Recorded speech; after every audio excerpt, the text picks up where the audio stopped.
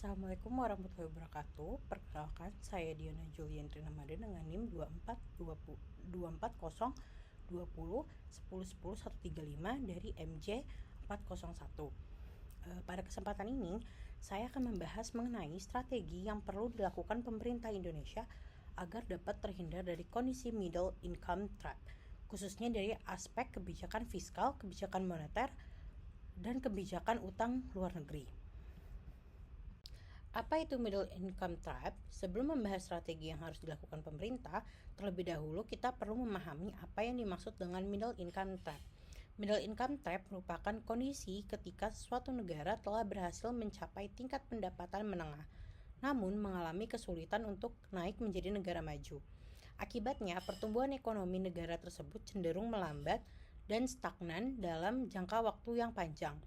Kondisi ini biasanya terjadi karena produktivitas tenaga kerja tidak meningkat secara signifikan, inovasi masih rendah, kualitas sumber daya manusia belum optimal, serta perekonomian masih terlalu bergantung pada sumber daya alam atau tenaga kerja murah. Oleh karena itu, middle income trap menjadi tantangan yang baru diantisipasi oleh Indonesia agar cita-cita menjadi negara maju pada tahun 2045 dapat tercapai. Mengapa Indonesia harus waspada? Indonesia saat ini termasuk negara dengan kategori pendapatan menengah dan memiliki pertumbuhan ekonomi yang relatif stabil. Namun demikian, masih terdapat berbagai tantangan yang perlu diperhatikan. Di antaranya adalah kualitas pendidikan yang belum merata, produktivitas tenaga kerja yang masih perlu ditingkatkan, ketergantungan terhadap ekspor komoditas mentah, serta kemampuan inovasi dan penguasaan teknologi yang masih tertinggal dibandingkan negara-negara maju. Jika berbagai tantangan tersebut tidak segera diatasi, Indonesia berisiko mengalami perlambatan pertumbuhan ekonomi dan terjebak dalam middle income trap. Menurut saya, Indonesia memiliki potensi yang sangat besar untuk menjadi negara maju karena didukung oleh jumlah penduduk yang besar, sumber daya alam yang melimpah, serta pasar domestik yang kuat. Namun, potensi tersebut harus diimbangi dengan kebijakan yang tepat agar dapat menghasilkan pertumbuhan ekonomi yang berkualitas. Salah satu contoh negara yang berhasil keluar dari middle income trap adalah Korea Selatan. Pada tahun 1960-an, Korea Selatan merupakan negara yang relatif miskin dan memiliki keterbatasan sumber daya alam.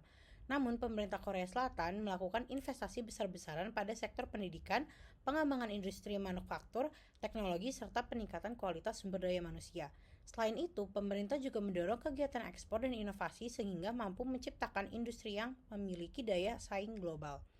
Hasilnya, Korea Selatan berhasil bertransformasi menjadi salah satu negara maju dengan tingkat pendapatan masyarakat yang tinggi. Dari pengalaman Korea Selatan, kita dapat memahami bahwa kunci utama keluar dari middle income trap adalah peningkatan produktivitas, inovasi, dan kualitas sumber daya manusia. Dari aspek kebijakan fiskal, pemerintah perlu mengoptimalkan penggunaan APBN untuk kegiatan bersifat produktif. Menurut saya, prioritas utama harus diberikan kepada sektor pendidikan, kesehatan, infrastruktur, riset, dan teknologi. Investasi pada sektor-sektor tersebut akan meningkatkan kualitas sumber daya manusia sehingga mampu bersaing di tingkat global.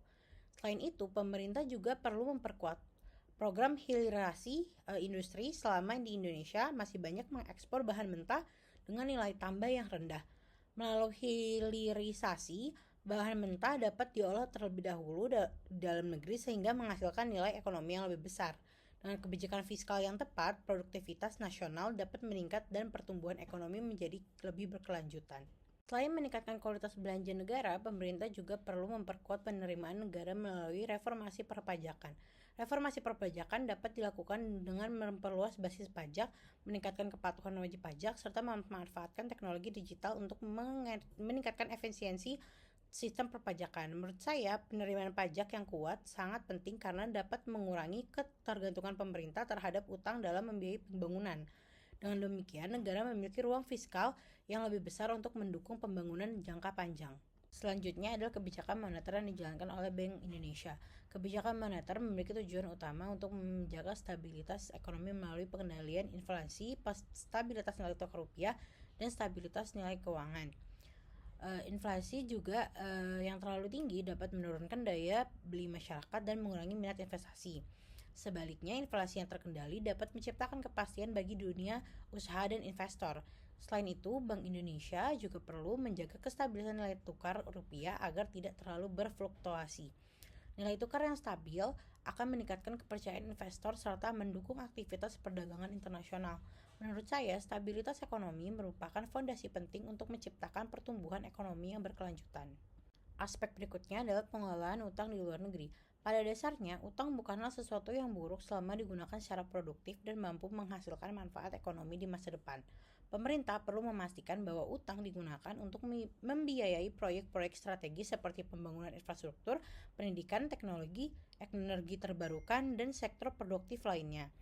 Di sisi lain, pemerintah juga harus menjaga rasio utang agar tetap berada pada tingkat yang aman serta menghindari penggunaan utang untuk belanja bersifat konsumtif. Menurut saya, pengelolaan utang yang bijaksana akan membantu Indonesia mempercepat pembangunan tanpa mengorbankan stabilitas ekonomi jangka panjang. Ketiga kebijakan yang telah dibahas sebelumnya tidak dapat berjalan sendiri-sendiri. Kebijakan fiskal berperan meningkatkan kualitas sumber daya manusia dan infrastruktur. Kebijakan moneter menjaga stabilitas ekonomi, sementara kebijakan utang luar negeri membantu menyediakan pembiayaan pembangunan. Apabila ketiga kebijakan tersebut dijalankan secara sinergis, maka Indonesia akan memiliki fondasi yang kuat untuk meningkatkan produktivitas, daya saing, dan pertumbuhan ekonomi. Menurut saya, inilah kunci utama agar Indonesia dapat keluar dari middle income trap dan mencapai visi Indonesia Emas 2045. Sebagai penutup, dapat disimpulkan bahwa untuk menghindari middle income trap, Indonesia perlu meningkatkan kualitas sumber daya manusia, memperkuat inovasi dan teknologi, mengembangkan industri bernilai tambah, menjaga stabilitas ekonomi, serta mengelola utang secara hati-hati dan produktif. Menurut saya, Indonesia memiliki peluang yang sangat besar untuk menjadi negara maju. Namun, peluang tersebut hanya dapat diwujudkan apabila pemerintah mampu menjalankan kebijakan fiskal, kebijakan moneter, dan utang luar negeri secara efektif, konsisten, dan berorientasi pada peningkatan produktivitas nasional. Demikian presentasi yang dapat saya sampaikan, kurang lebihnya mohon maaf. Terima kasih atas perhatiannya. Wassalamualaikum warahmatullahi wabarakatuh.